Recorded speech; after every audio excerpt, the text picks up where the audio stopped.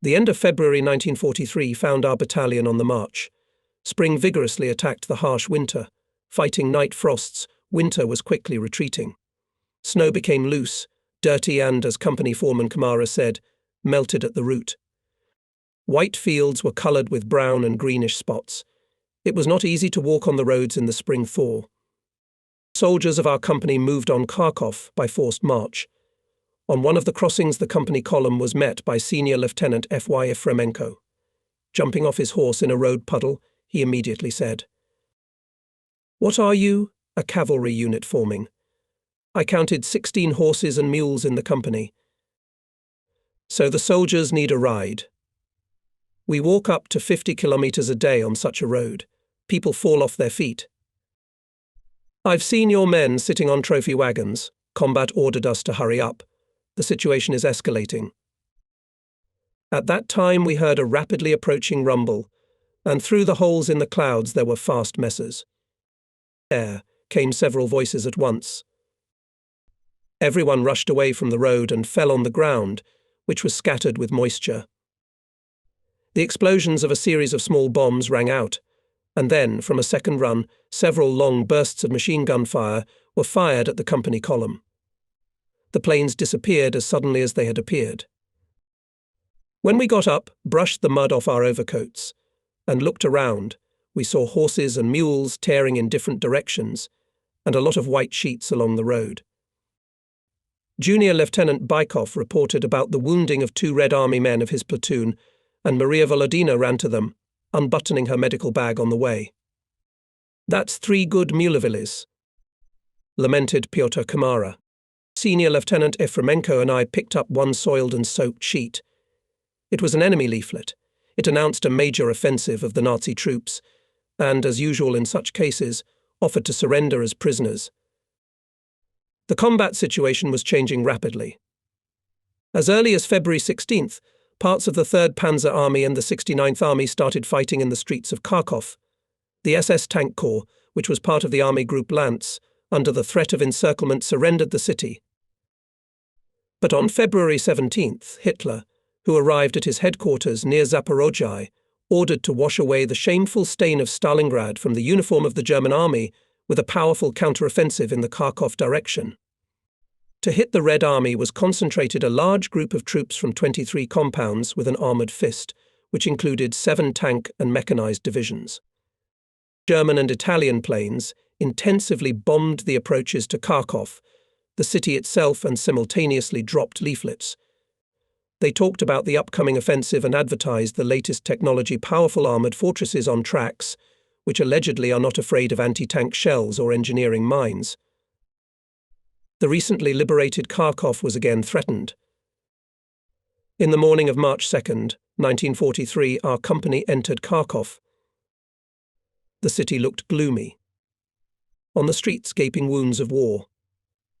And yet, when the sun came out from behind the clouds, the city seemed to smile at us with illuminated facades of houses and bunnies of surviving windows.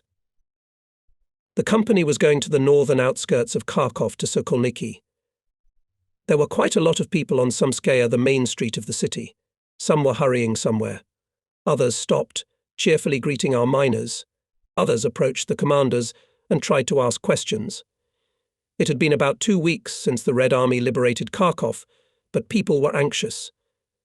Mysyakov gathered the company commanders in the battalion headquarters, located in the mezzanine of one of the houses on Samskaya. "I just came from the commander. Colonel Krasnov appointed head of the engineering forces of the Kharkov defense area. That's right. South of the city, the enemy has already launched a counter-offensive.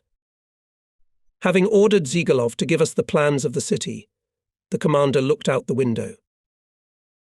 Have you oriented yourself? Here it is, Samskaya. See how many people are walking. They're out in the sun, and people don't know that Hitler gave the order to beat Kharkov back at any cost. Our Front 42nd Separate Engineering Brigade of Special Purpose was ordered to urgently prepare the city in engineering terms for defence. To consolidate the captured borders, Kharkov was to be mined again. And 3 battalions of the brigade, having made a heavy, almost 400-kilometre march, arrived from different places in Kharkov. The 208th BIS, commanded by Capt. A. Ivchar, was assigned to mine the western approaches to the city. The 207th BIS, commanded by Capt. M. Babashin, and our 210th BIS of Senior Lieutenant F.V. Mysyakov were ordered to equip sectors with a circular defense in the city. According to the plan of engineering training, Kharkov was divided into 2 battalion zones with 3 company sectors in each. The 207th BIS equipped the southern defense zone with sectors 1, 2 and 3. Our 210th BIS prepared the northern zone of defense with sectors 4, 5 and 6. The 2nd Company took over the 5th defense sector, and I, as company commander, performed the duties and sector engineer. Each sector was divided into 2 or 3 combat areas, also prepared for a circular defense. When we were still on the march, in the streets of Kharkov was announced on the radio about the gathering of members of the city council. Some people smiled skeptically. They said that after the occupation it was unlikely to gather anyone. And what do you think? Almost 40% of the pre-war members of the Kharkiv City Council came. They actively help us, the brigade commander told the next day.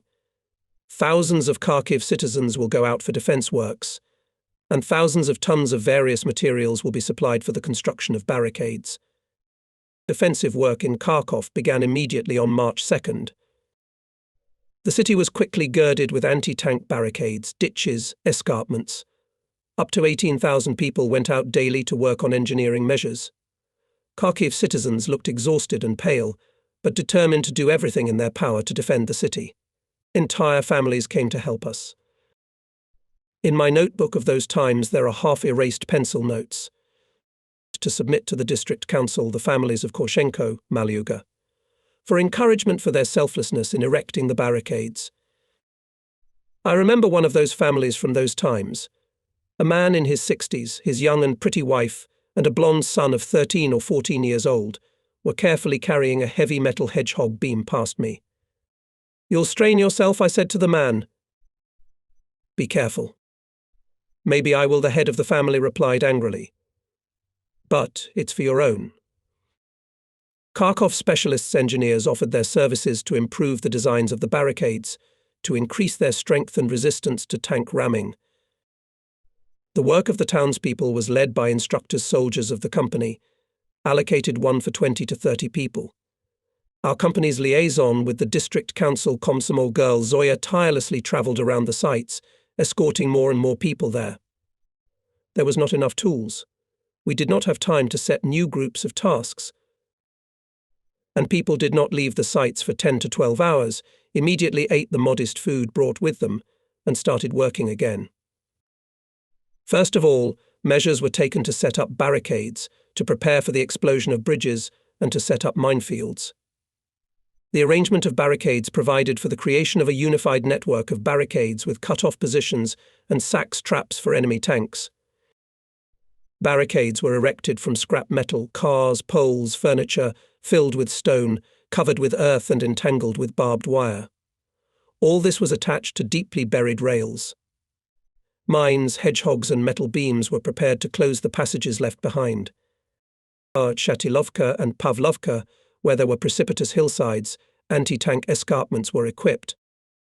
From March 3rd to March 8th, several hundred barricades with a length of 40 kilometers were built in the streets of the city. More than 12 kilometers of anti-tank ditches and escarpments were dug on the outskirts. Hundreds of loopholes in stone buildings were equipped. Bridges on the rivers Lopan, Kharkov and Udi were being prepared for explosion. And on the main tank, dangerous directions minefields were installed. Most of the northern part of the defense zone between the rivers Lopan and Kharkov was occupied by the 5th sector. There were 2 main tank hazardous directions, Belgorod at Samskaya Street and Dergichev at Shatilovka. The main attention of the company was concentrated on the defense of Samskaya, the main street of the city, which rested in the north in the forest park area Sokolniki, covered with oak, pine and low shrubbery. This park was a favorite place of rest of citizens in peacetime. The asphalted Belgorod highway connecting with Samskaya Street ran here. Between the green zone and modern stone houses on the outskirts of the city lay a flat meadow 300 to 500 meters wide, and in some places up to 1,000 meters. All the alleys and streets facing this clearing were blocked by barricades or simply rubble, and in the clearing near Sokolniki, to the left and right of the Belgorod highway, we prepared minefields. Mines, explosives and means of detonation used trophy mines. Not far from our planned areas of mining were concentrated warehouses of the enemy. They were located in the courtyards of several buildings of Samskaya. TMI-42 mines were neatly stacked.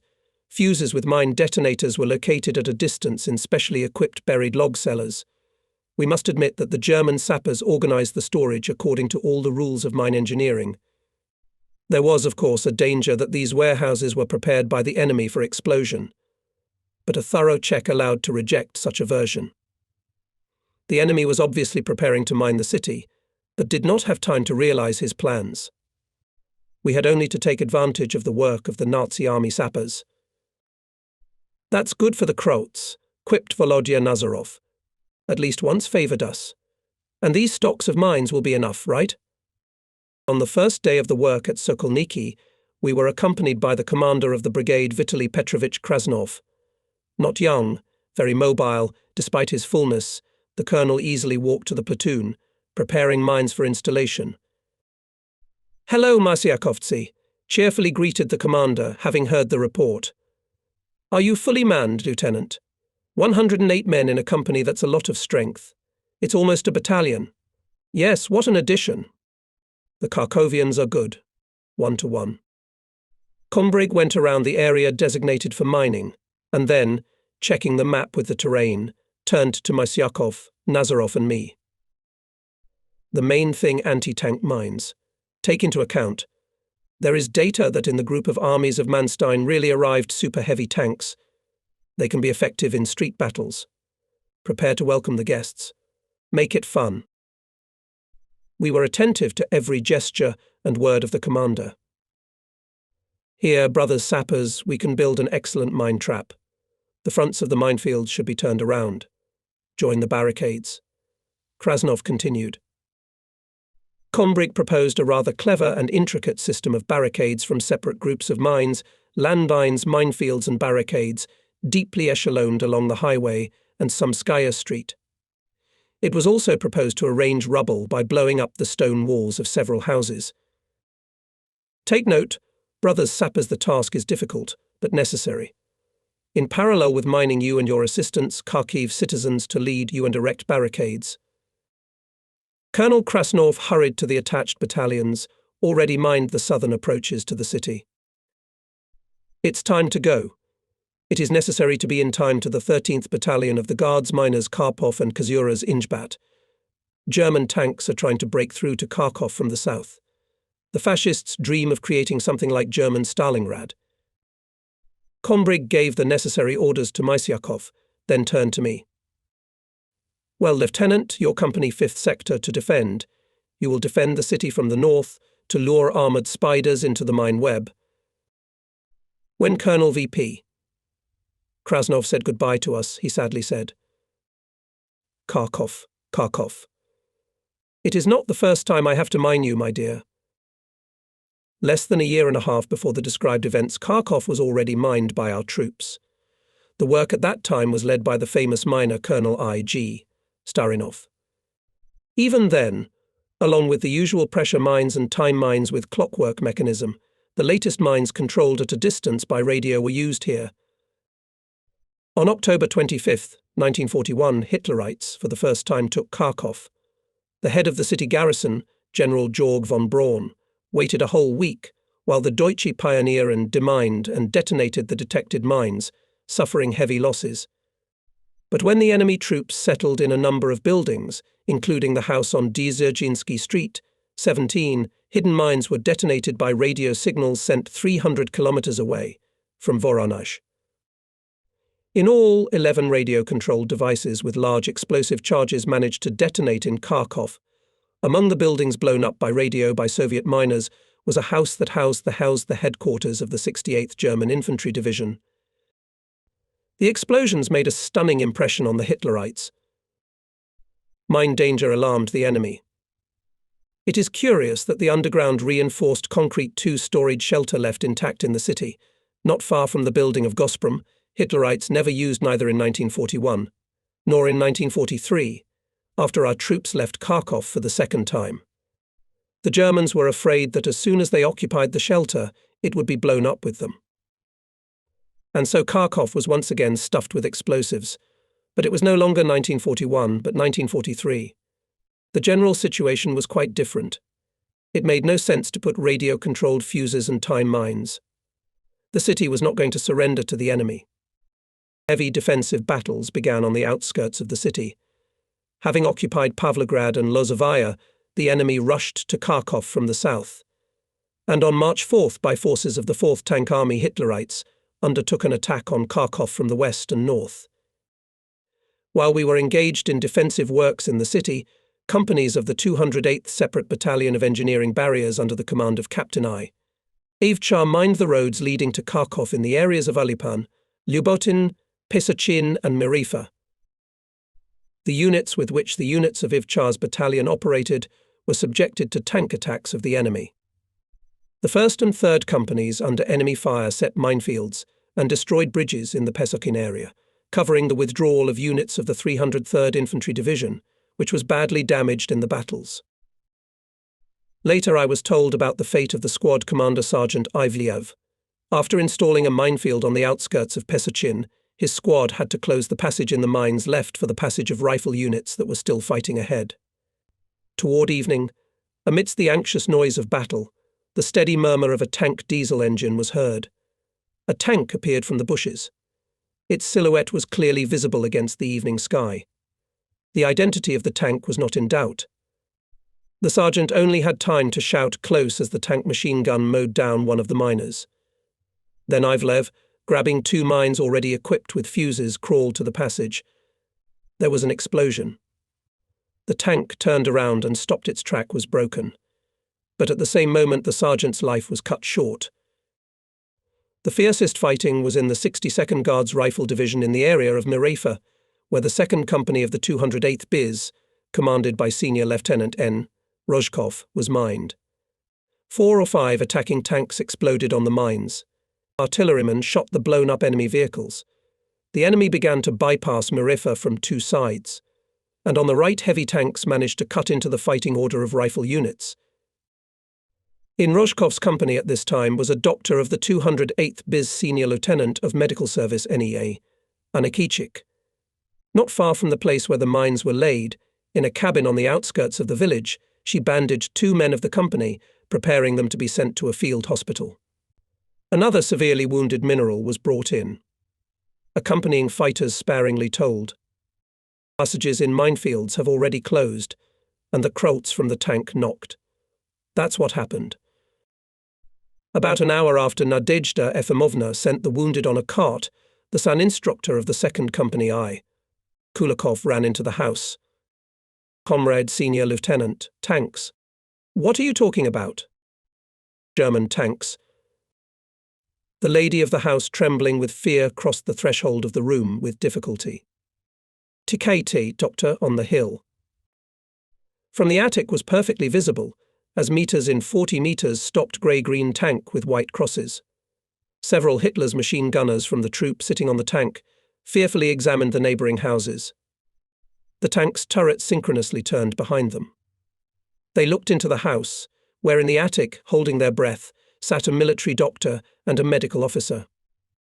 Almost alive, the mistress herself opened the doors of the house to the German soldiers, bowing low, waved her hands, they said. There was no one. The engine roared, and the tank with machine gunners moved on. With the onset of darkness, Nadezhda Efimovna and Kulikov came down from the attic and went in the direction of Kharkov. They walked for 3 nights and hid during the day. On the 4th day they reached the city and joined our battalion. In the battles on the outskirts of Kharkov, the companies of the 208th BIZ suffered a lot, but the mine barriers they had set up caused the enemy serious losses and contributed to the disruption of the pace of the counter-offensive. Rozhkov's company, having closed the passages in the minefields, blew up the previously prepared bridges over the rivers Miazhar and Myrifa, and then went out with battles to Rogan. 2 other companies, led by Combat Avchar together with rifle units, also came out of the encirclement. A few days passed, and 2 battalions of our brigade, remaining in Kharkov, also had to drink to the bottom of the bitter cup. SS Panzer Corps continued to punch a hole in the semicircle of Soviet troops, stubbornly defending on the outskirts of Kharkov. But only since March 8th both citizens and we ourselves felt the fiery breath of battle. From March 8th to March 10th, Italian and German planes continuously bombed the city. Never, neither before nor after that, we had never seen such a number of Italian wide-winged belly-belly airplanes. It was Mussolini's revenge for the Italian army defeated west of the Don. The defensive works were paralyzed. Brutal bombing raids dispersed thousands of people. Only the soldiers of the 207th and 210th BIS continued their hard work. Some of the barricades were destroyed, dozens of houses were smashed, and hundreds were burning. Fire and rescue teams did not have time to provide help. Too many people needed it. From engineer Captain Kuzmin, who was part of Colonel Krasnov's task force, we learned that we should be ready to meet German tanks, and indeed by the evening of March 10th, 1943, they broke through from the north along the Dergachev and Belgorod highway to the outskirts of the city. Bombing, which was particularly intense that day, suddenly stopped, and almost immediately street battles began. German machine gunners began to infiltrate into Kharkov, bypassing it from the side of Bolshaya Danilovka. In the meantime, the enemies lurking in the city became sharply active. Ukrainian nationalists opened fire from attics and from windows at servicemen and citizens who were conducting defense work. Later we learned that there were several small but dangerous groups of UNAVists operating in Kharkov. It was they who were shooting at our backs. Units of the 3rd Tank Army, introduced into the city after heavy fighting, had only 18 to 20 tanks in brigades. These fighting machines were tirelessly maneuvering through the defense sectors, repulsing the enemy's continuous attempts to break through to the center of the city. The 5th Sector of Defense, engineering preparation of which was performed by our company, was attacked by the enemy in the first place. Here were 20 militiamen, a company of the NKVD, several tanks and our engineering and mine company. There were no other troops in this sector, and the available forces, which I listed, scattered in numerous streets and alleys. Volodya Nazarov, with a contact man, hurried to Shatilovka. It was necessary to have time by forces of platoon of Lieutenant M.E. Danilov to close the passages in minefields, blocking the Dergachev direction. And I stayed with the platoons of Junior Lieutenant V. I.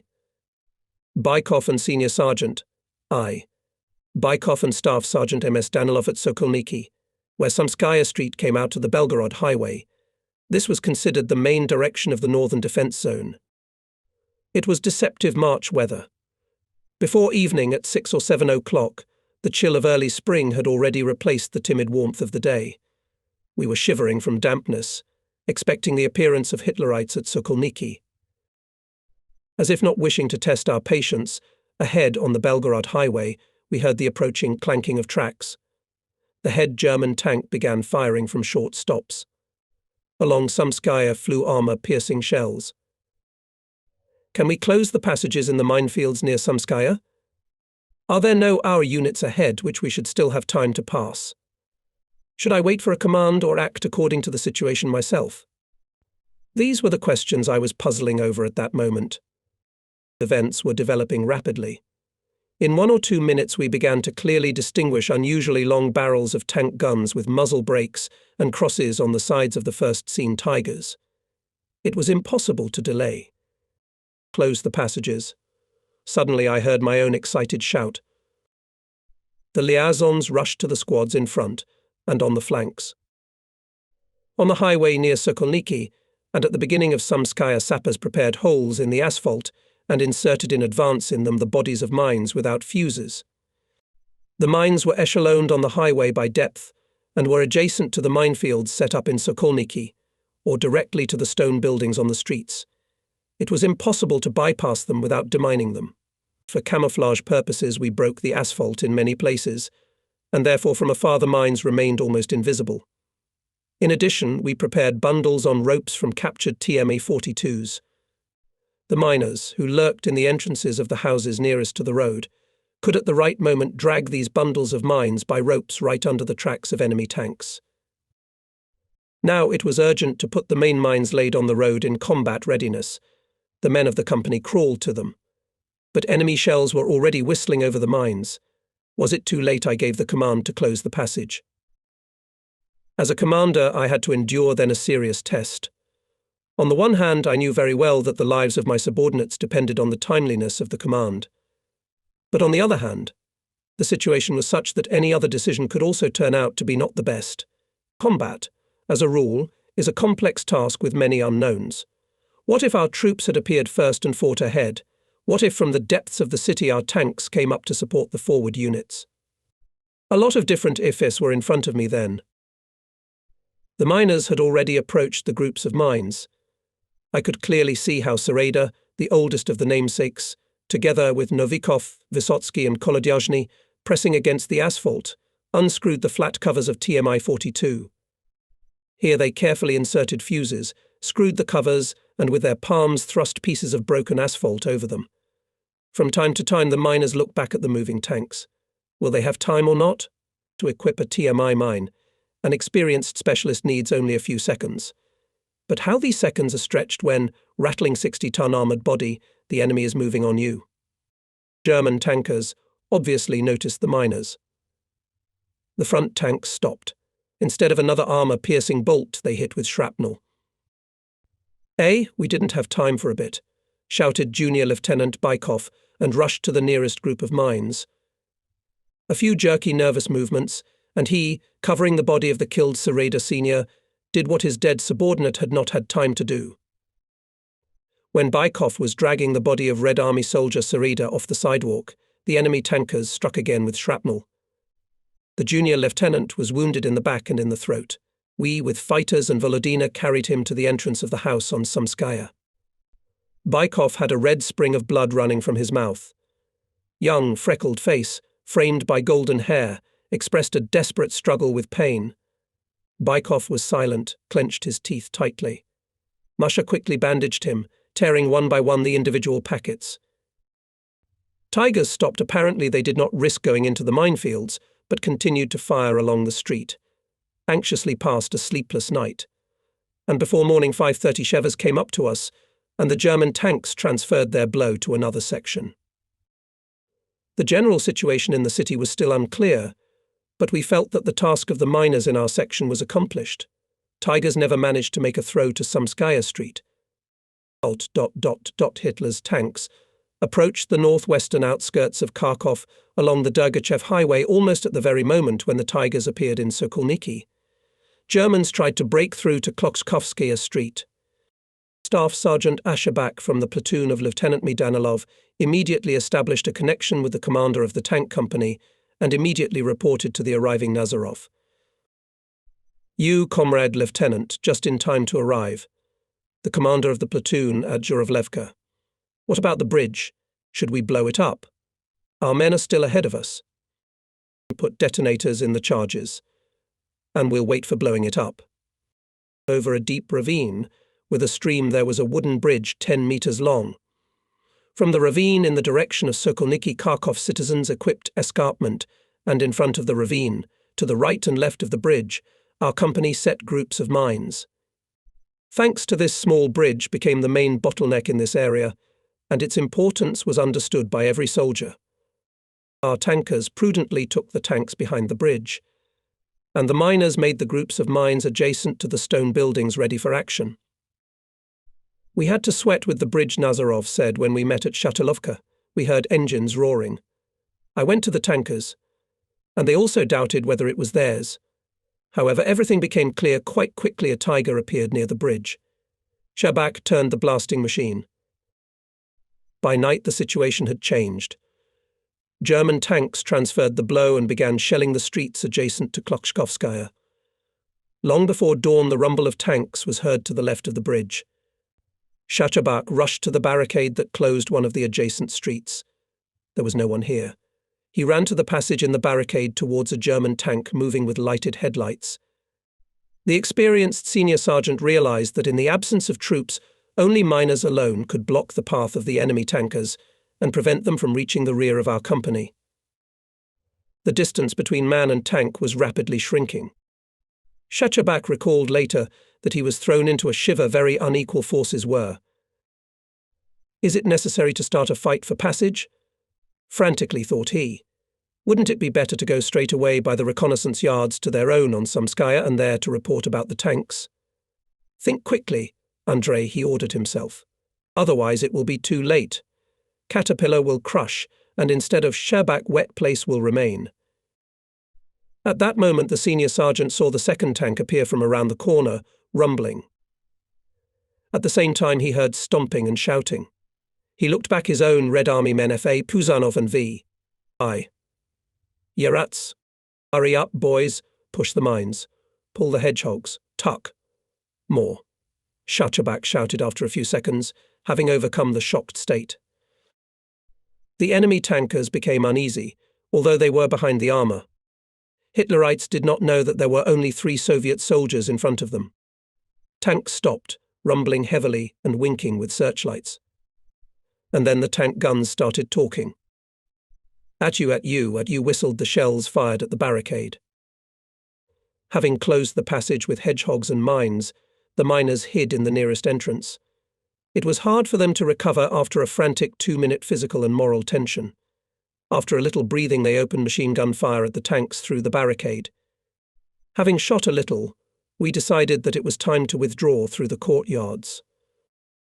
What was Shechebak's surprise when he heard the engines of the tanks roaring and the sound of them began to go away. The Nazis did not want to take any chances. Gave the back, the tanks disappeared around the corner. Wow! Shechebak could only say, looking at Puzanov and Yerats. He still did not believe that the single combat with the tanks was won. Before dawn on March 11th, Nazarov arrived at Samskaya. Well, valiant second. Are you still fighting? And I thought that maybe you had withered without us. By the way, friends, war is war, but we should have a snack, right? Volodya Nazarov dragged me to the basement of the house where the company's CP was. Well, give me a guitar, he said, and quietly sang. You can't see the city crowd. The shells are flying along Samskaya. And indeed, Volodya had no sooner finished the verse when shots were heard again nearby. We jumped out of the cellar. NKVD fighters ran past with carbines. One of them shouted to us like old acquaintances. Hold on, Sapiriki. In case of anything, call us.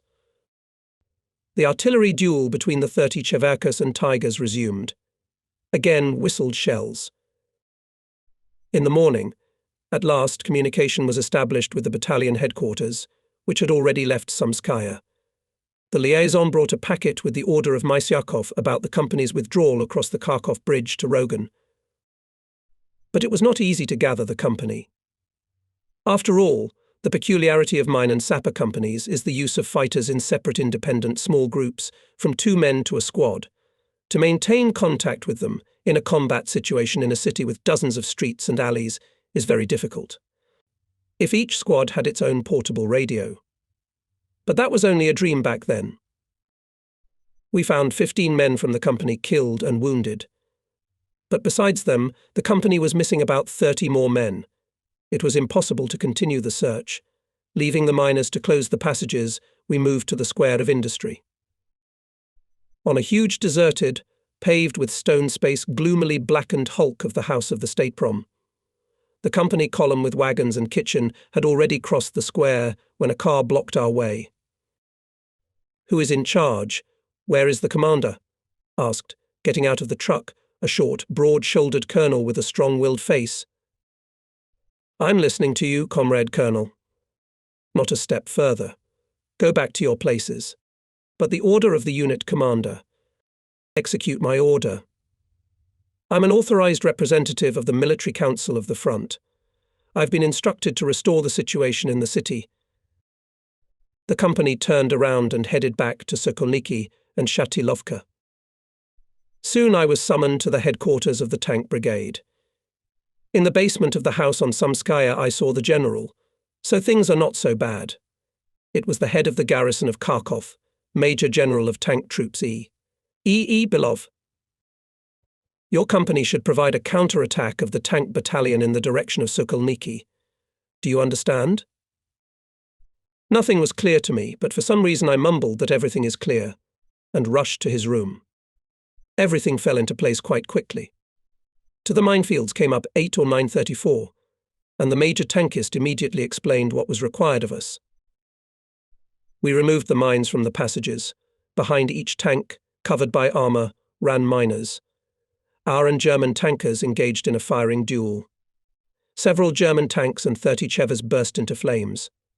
Then ours, shooting back, slowly withdrew to the original.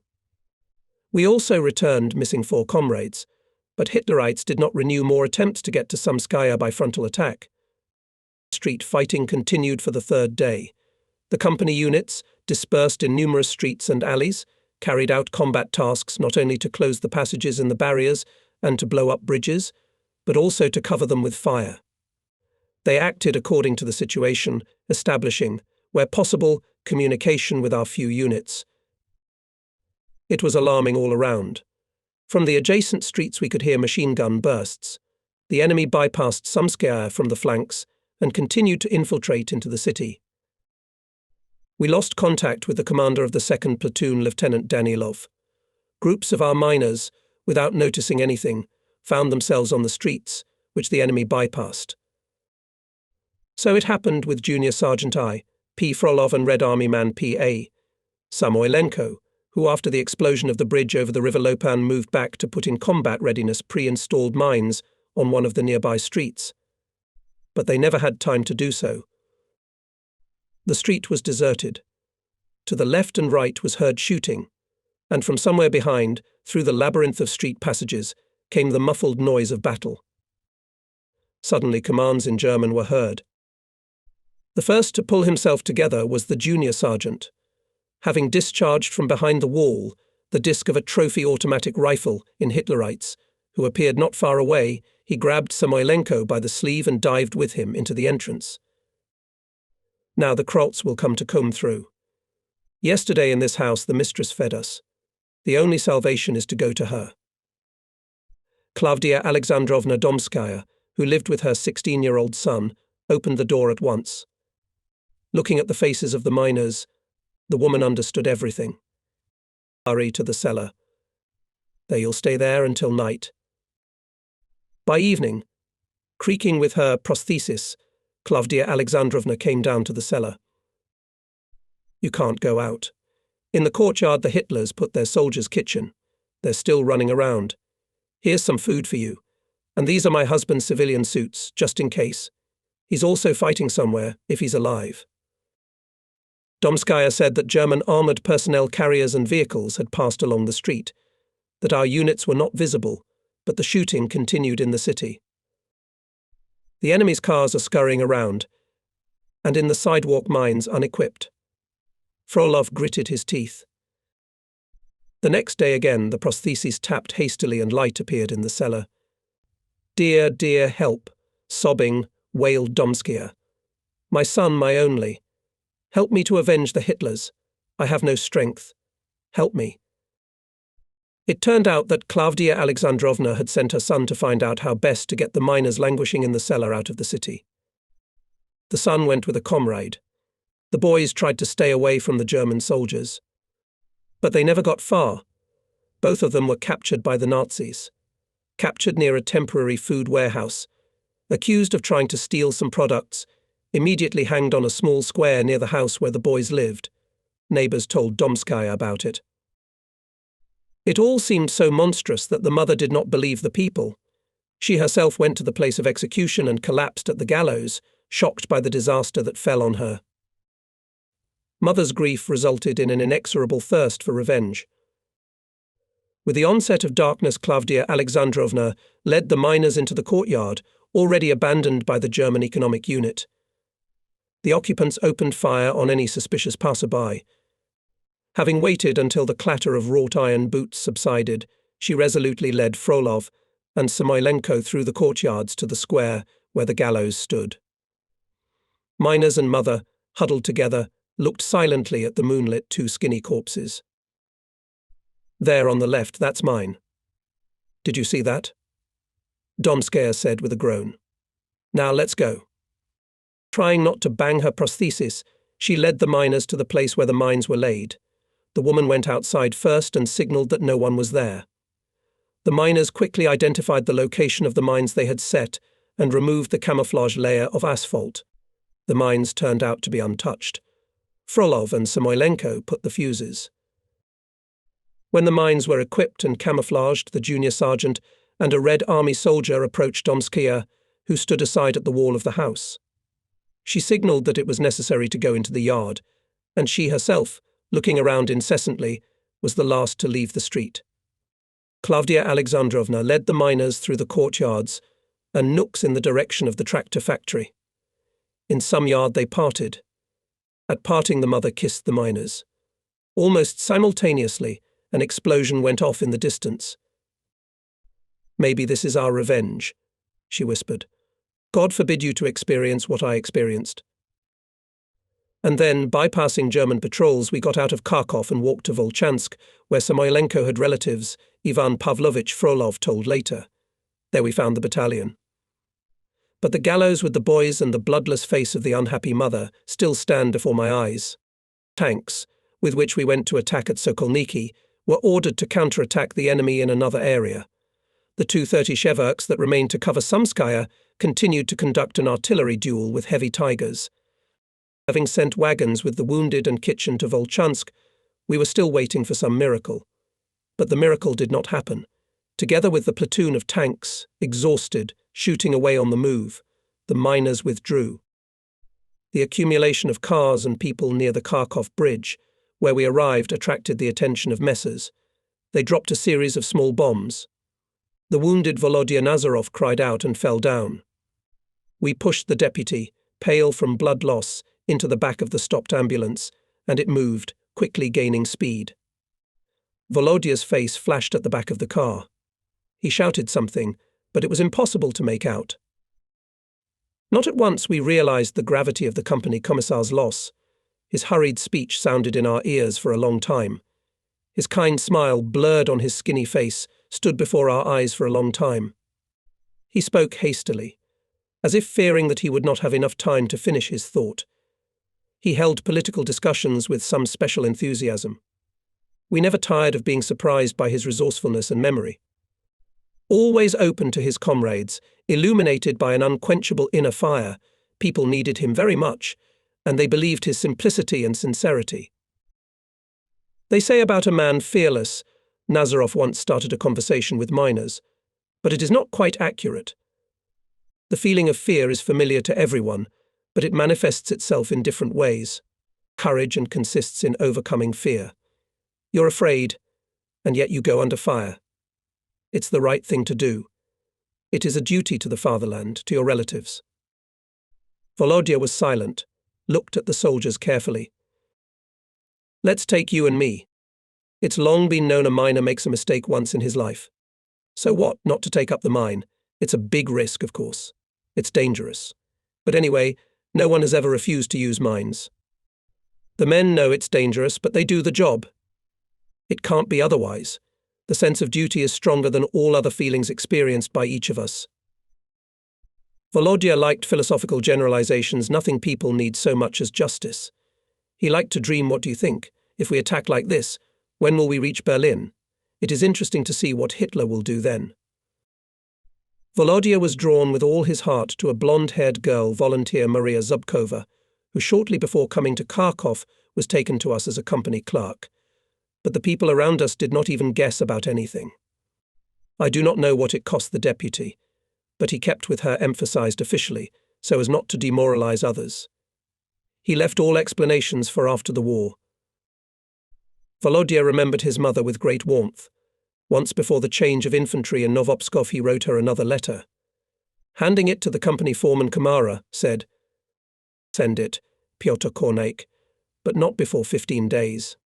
I asked why not at once. So today I've already sent one letter. And this one, let it wait. I wondered what might happen. Let my mother not know about the misfortune for longer." Volodya was silent for a long time, as if thinking whether to speak or not. "All right. I'll tell you," he said at last. "I read a book before the war. I don't remember the title. There was a young man sentenced to death for nothing, and when they asked him his last wish, he asked for more paper and a quill. He wrote for 3 days. The address on all the envelopes was the same, his mother's address. Volodya smiled sadly. And do you know what he wrote about? About how he would live and what he would do in 6 months, a year, 10 years, 15 years. He passed off fantasy as reality. He was promised that the letters would be sent to the addressee according to the dates stamped in them. I don't know if it was right, but I would have done the same. Before going on a mission, Nazarov used to ask, "Which platoon should I go with? Where do you think is more necessary, more dangerous? Take into account, I have to be exactly there. It is stipulated even by the instruction." He really wanted to be where it was more dangerous. But not because of the manual, but because of duty. And today an ambulance was taking the wounded deputy from Kharkov, which was still buzzing with street battles. Arriving at the hospital, Volodya immediately wrote to the company. I have his letter dated March 15th, 1943. WE were bombed and shelled 20 to 30 times in places where cars were piled up. The chauffeur and a nurse were killed on this car. How I stayed alive, I don't know. I was concussed. I can't hear my left ear, but I think it will pass. I can't describe everything that happened. My wound's pretty bad. A broken bone, but the doctors say I'll be back in action. But I'm afraid that it won't fester. In Kupiansk, where I am, all the hospitals are full of wounded. You know why. Wait for me, Sasha, at your place. I hope to work together a lot more. You and I understood each other half-heartedly. Many thanks to Marusa, the paramedic. Hello to Himara Bovin. How are Lucia and Misenka? How are they howling? Have they gotten used to it? You take care of the girls, you know the situation is already difficult. Give my suitcase to Musa Zubkova. I wish you to be alive and well. With communist greetings. Vova. Everyone in the company believed that Nazarov would definitely come back to us after his recovery. We simply did not think that he could be replaced by someone else. A month and a half or 2 months passed. Nazarov sent some tidings from Zlatust Hospital.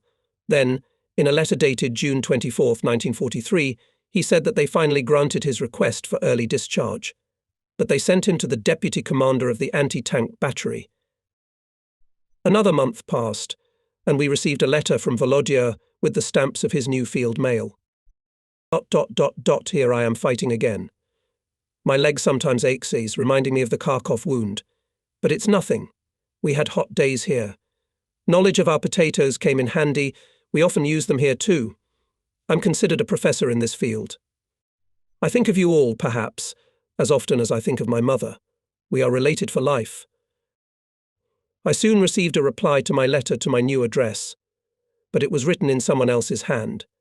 It said that Vladimir Nazarov died a brave death while repelling a tank attack of fascists. In the afternoon of March 12th, the streets leading to the southeastern outskirts of the city and near the bridge over the Kharkov River became crowded and restless. Automobiles were rushing. Soldiers and commanders were wandering in groups. Horse carts were dragging. Everyone was in a hurry to cross the bridge. Cavalrymen told how miraculously escaped from the fire in the area of Lubotin. Infantrymen from near Mirifa recalled the single combat with SS tanks. The western, northern and half of the eastern part of the city were already in enemy hands. Near the Kharkov bridge, here and there flashed the crackling of machine guns, obviously. The fascists were trying to capture the bridge unharmed. After the intense battle and sleepless nights, the miners needed rest. We settled down in the room of a former kindergarten in a house not far from the bridge. The soldiers had a hasty lunch and dozed off on the floor. Sizidka Klaiche Poznadati reported a taciturn Rublenko. I saw you from the balcony. Tired, hungry. Well, I think at least I'll feed the commander. A burly woman met me and Rublenko and sat us down at the table. Machine gun bursts struck so close that we jumped up at once. We rushed to raise the personnel of the company. Barely our soldiers had time to cross the 3-span bridge over the Kharkov River as the Hitlerites came close to the house, which we had just left. "Ah, the 210th has arrived," greeted me behind the bridge commander of the 207th Battalion D. M. Babishin. M. Babishin. Connect quickly to Rykov. Shells exploded nearby cut short the conversation with Babishin. There was a ringing clang of tracks. Everything spun around. At 17 o'clock on March 12, 1943, several tanks and coffin-like armoured personnel carriers with crosses and SSS signs appeared near the mined Kharkov Bridge. The bridge was prepared in advance for explosion by the 2nd Company of the 207th BIS, which was then commanded by military technician of the 1st rank A, Rykov. Here Rykov sharply turned the handle of the blasting machine. We were waiting for an explosion, but there was no explosion. But the work of tank engines was heard more and more clearly. What happened? Did shrapnel break the wires of the explosive electrical system?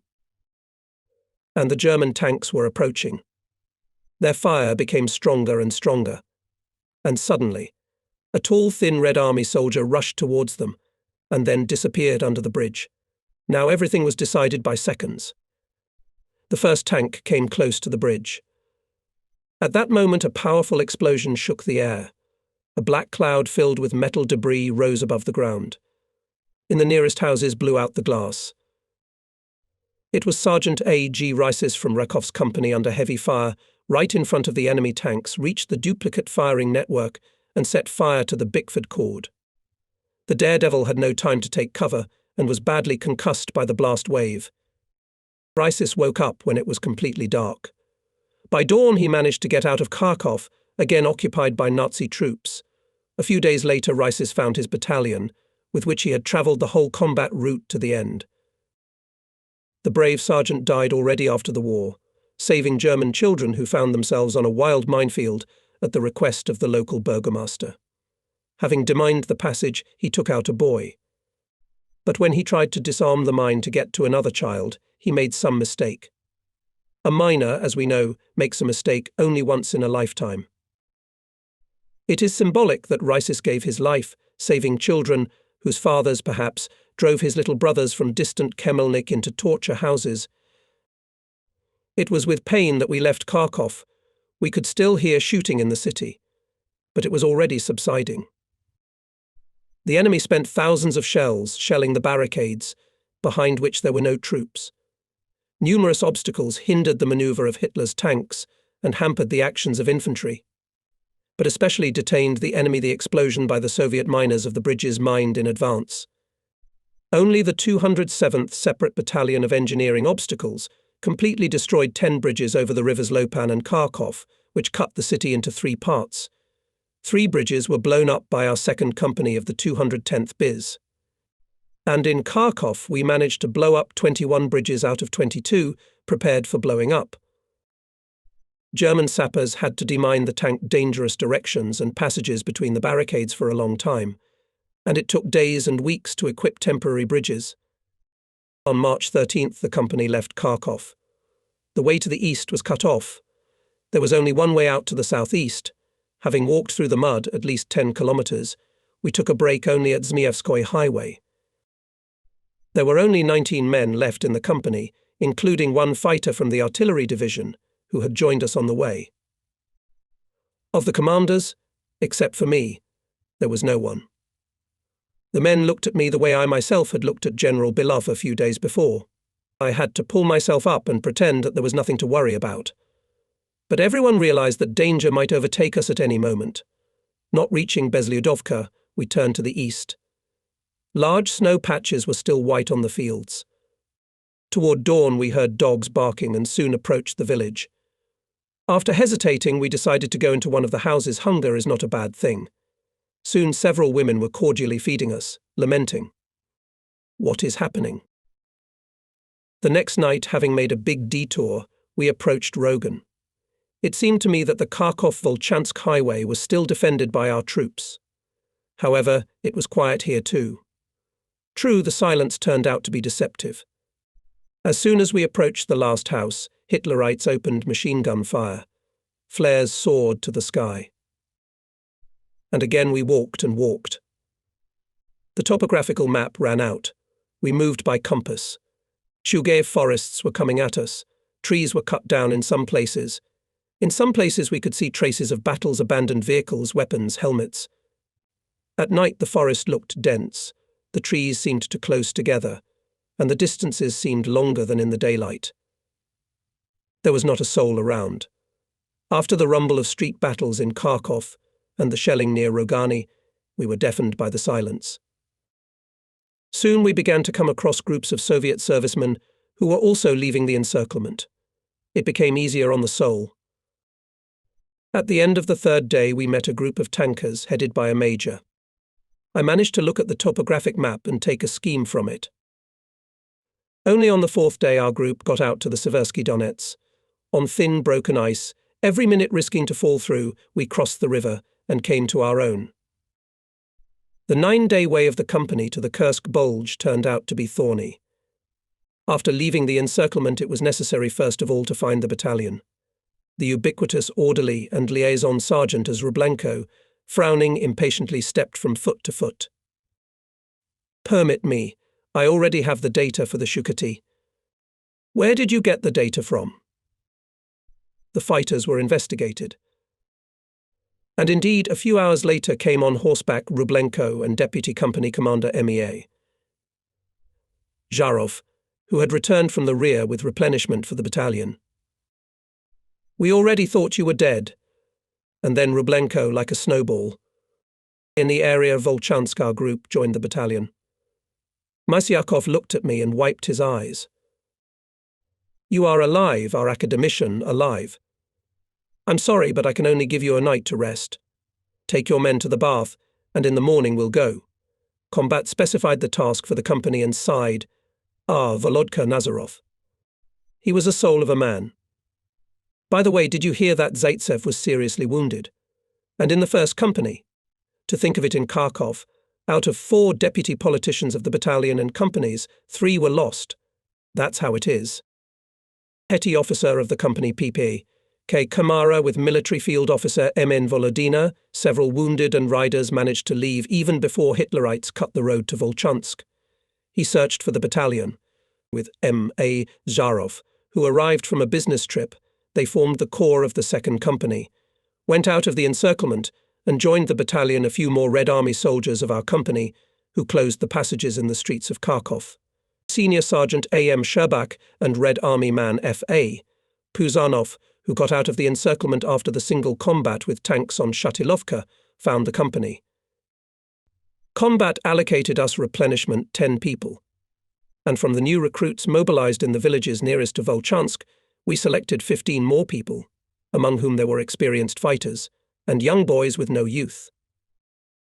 Having washed and changed into new uniforms, issued out of time by Kizelev, my miners fell asleep in the sound sleep of people who had done their duty. Comrade Lieutenant. "Wake up. We must respect the parents of the mobilized and be at the send-off. Time is short, and they are waiting for us." Mikhail Andreevich Zharov pushed me vigorously. "We must respect the parents," P.K. Kamara echoed him. "Seeing my son off to the army, even in peacetime, it is a big event, and during the war even more so. We visited the house of each recruit, got acquainted with their families and parents. In several houses, mothers were the first to rush to meet us. So please look after ours. Make sure he writes. And as for his service, we told him to be good at everything." We manned 2 platoons on the move, and in Cherkaskoye, already on the Ark, the 3rd platoon was formed again. Among the personnel of the company there were several namesakes. There were 3 Danilovs, 3 Sereda, 3 Uvarovs, 2 Novikovs, 2 Ivanovs. Getting acquainted with people, we tried to understand the peculiarities of each. Their own events inexorably drove us. Combat reported that after the capture of Kharkov, Hitlerites rushed from the south to Belgorod and set the task to cover with mines tank dangerous directions, which he marked on my map. At dawn it suddenly snowed. A belated blizzard was blowing. The battalion marched to Shibakino, Maslova Pristan, Solomino. Soon we began to overtake, pressing to the side of the road, 30 Chekars and artillery on the Mektyaga, and though the heavy vehicles sprinkled us with sticky spring mud, and sometimes made us slip into the ditch, we were glad to see them. It was the front reserves coming to block the enemy's way to Belgorod. Each of us understood perfectly well that our minds alone could only delay, but not stop the enemy. The situation was still changing rapidly and was not quite clear. March 19th, the company stopped for a break on a small farm near the forest. But in a few minutes, suddenly, without shooting, Hitler's tanks approached the farm. Only by the noise of the engines we learned about the approach of the enemy. Except for the miners, there were no other troops on the farm, and only the proximity of the forest allowed us to escape from Hitlerites. Having gone deeper into the forest along the only road, we stopped and took a breath. Lieutenant Zharov, who watched the enemy from the edge of the forest, reported, "Tigers are standing. They are waiting for something, and the tankers are already in the house." We had to fulfill the combat task in accordance with the situation, and the units started to mine the forest road. The newly received TMDB anti-tank wooden square mines, in which 4.8 kilograms of explosive briquettes and a TNT checker were laid, were known to be relatively simple and easy to handle. It was not by chance that the miners preferred them to the less perfect Yam 5. The new recruits, whose send-off we attended only the day before yesterday, had to be trained on the fly. This was done by the platoon commander N. I. Kasutin, a young lieutenant with a round smiling face, who arrived from the school. A mine detonator with an MV5 fuse needs special sensitivity. He instructed the recruits, "Even if a tank is crawling at you, you must remember this." The soldiers were convinced that the platoon commander was right in practice. Soon we heard the engines roaring, and the Tigers moved to the forest road, mined by us. There were 2 explosions. German tankers opened fire on the forest. Once again we had to move to the east in a situation unknown to us. At the railroad Volchansk-Belgorod, the company came across fascist tanks ahead of us. It was getting dark. We put the mines left on the wagons in the mud. Some German tank would surely bite. Having waited for darkness, we tried to cross the railroad bed, but Hitlerites noticed us and shelled us. We had to leave the wagons and go out light. Having jumped over the railroad, at dawn we unexpectedly came across Lieutenant M.E. Danilov, who with 3 men of our company also broke out of Kharkov occupied by the enemy, having bypassed Bolshaya Danilovka at night, which was in the hands of the fascists. How come? Danilov was not allowed into Danilovka, joked Zharov, hugging our platoon commander. Many soldiers of the company, whom we already considered missing in Kharkov, caught up with us even when we reconnected with the battalion. This continued right up to the Ark. All of them spared no effort to find their unit. In war, one's company is like a home. How can one not find it? Said the miners with a happy smile. 500-kilometer arc curved the front line around Kursk. This arc very much resembled in form a fist, put forward and as if threatening Hitlerites. Troops and armament were concentrated in the fist. Every day it became more and more formidable. After desperate, but unsuccessful attempts to get through to Aboyan and Volchansk from the area of newly captured Belgorod, Hitlerites were forced to go to defense. The 6th and 7th Guards armies together with the 40th Army of the Voronezh Front formed the southern facet of the Kursk Arc. In the defense strip of the 6th Guards Army of Lieutenant General I. M. Chistyakov units of our engineering brigade were concentrated. Already on March 25th, our battalion arrived on the southern front of the Arc and came under the operational subordination of the commander of the 22nd Guards Rifle Corps. The next day Mysyakov called me to him. "How lucky you are." "In what?" "In what you say?" "Everything. I'm alive, thank God. And I've got orders. Medal of Honor." "And for what?" I was sincerely surprised. For the fact that Tigers on Sumy did not let them. But they still passed. They did. Only after 2 days. "So you owe me." "That's right. In the meantime, let's go to the Corps engineer. We'll get a task. We'll meet in Cherkaskoye, at the church." The commander and I crossed several deep ravines. Infantrymen and artillerymen were fiddling in them, organizing their firing positions. Cherkaskoye village stretched along the ravines. Small houses were white in the sun. And in the center of the oblong hillock, squeezed by ravines, lonely stood a wooden beautiful church with a slender bell tower, mangled by shells. Corps Engineer Lieutenant Colonel N.E. Savrasov was already waiting for us, leaning against the stone plinth of the church and looking at his watch. Savrasov could have been at least 50. Grey hair was probably to blame for this. He was a tall, lean man in a carefully tucked-in uniform and boots polished to a shine. We reported our arrival. An engineer always needs accuracy, delicately hinted Lieutenant Colonel on our lateness. Now hello, and straight to business. But let's get out of here. Now the Hitlerites must hit the church. As soon as we went down to the shooting cell, dug in the ground, as on the hillock, where the church stood, there was a strong fire attack. Punctual enemy, nothing to say. Every day at the same time. Experienced warriors, but do not realize that such pedantry does not have a great effect. Having corrected his cap, Lieutenant Colonel Savrasov in a low, hoarse voice introduced us to the course of events. We heard that Hitlerites are intensively mined the front line north of Tomarivka. At the same time, they are continuously conducting active reconnaissance. That's why miners should keep their ears open. After listening to my report on the state of the company, Korinj pointed to several houses located in a deep ravine, south of the church. There I was to station my personnel. I ask you to complete the company as soon as possible. Savrasov turned to Mysyakov. Since it was badly hit, we will not put it on the mines right away. We'll let them get used to the situation. We should dismantle the church. It's been used as a landmark for a long time.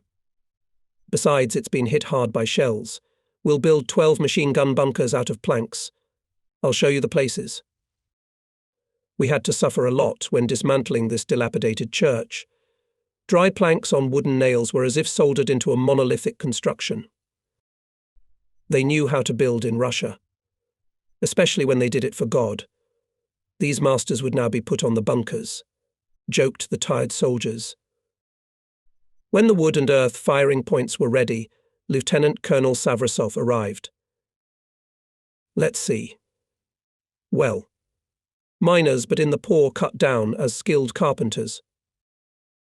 The inspection of the bunkers took place by the light of a pocket flashlight. From one of the beams the living eyes of some saint looked at us softly. Bah, Christ descended here. It is masterfully painted. Maybe Rublev himself or his pupils had a hand in it. The Corps engineer coughed and half-jokingly, half-seriously remarked that such a sacrilege, however unwitting, could not be avoided. Savrasov's words turned out to be prophetic. In 13 weeks the enemy struck the strongest blow in this area. All April, and May they were nightly laying mines. In the strip of 67th and 52nd Guards divisions our company set about 5,000 mines. North of Tomarovka was studied every fold of terrain, every bush at the front edge of the defence. Will you forget with what tension of nerves was always connected with staying between our own and enemy positions? Will you forget how sometimes their own infantrymen in the trench, noticing our miners crawling from the enemy side, opened fire? Not everyone's nerves held out, and everyone experienced the meeting with danger in his own way. Our emotional memory preserves the feelings of a man leaving the location of his troops and heading on a mission towards the enemy. But recounting it is not so easy. In each case, the excitement of my comrades manifested itself differently. Some of them seemed outwardly completely calm, others could not hide the tension that engulfed them, and others could only show a slight trembling of their hands. Comrade Lieutenant, in case of anything, write home. Some soldiers would ask before going into the neutral zone.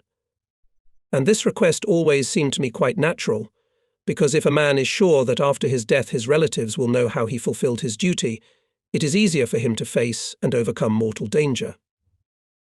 Regardless of individual perception of danger, the personnel of the company always fulfilled their duty. Volodya Nazarov was right, who believed that courage consists precisely in overcoming the sense of fear, in the fulfillment of their duty at any cost. Of danger. Our miners saw such a military officer Volodina on the Don, in Kharkov, at the Kursk Bulge.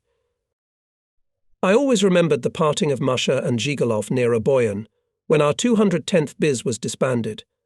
They looked at each other point blank for a long time. And then, for the first time, tears appeared in the girl's eyes. Oh, Masha, how she knows how to hold on. After all, I know that she has a storm in her soul, turning away his face, Zhigalov told me, when the car with Volodina and a few soldiers disappeared in the road dust. Masha long corresponded with Zhigalov, and it seemed to all of us that they would definitely be together, but Dima Zhigalov died. We buried him near the school in the village of Lesnevo, on a high bank, from which we could see the winding mirror of the southern bug. Masyakov and I did not dare to inform Masha Volodina about it for a long time. Now I even find it difficult to say whether we wrote at all. Perhaps proud Masha still thinks that Dima is alive. However, the fate of Volodina herself has been unknown to me ever since.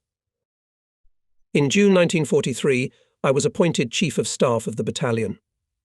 And about a week later came the order to urgently install an additional number of minefields.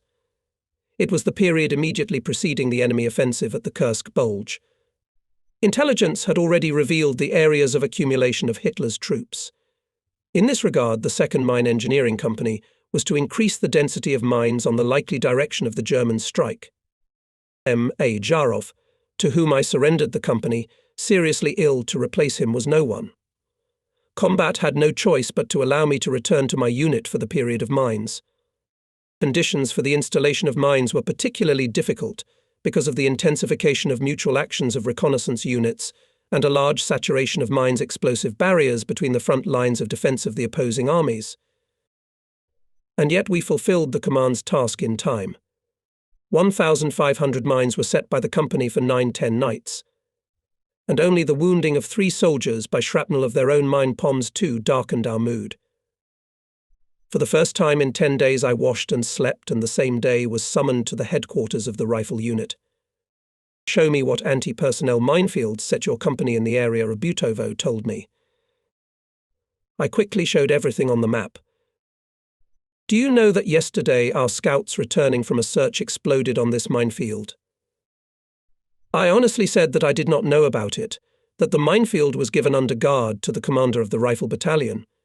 That on the form has his signature. It's good that there are no dead, I heard.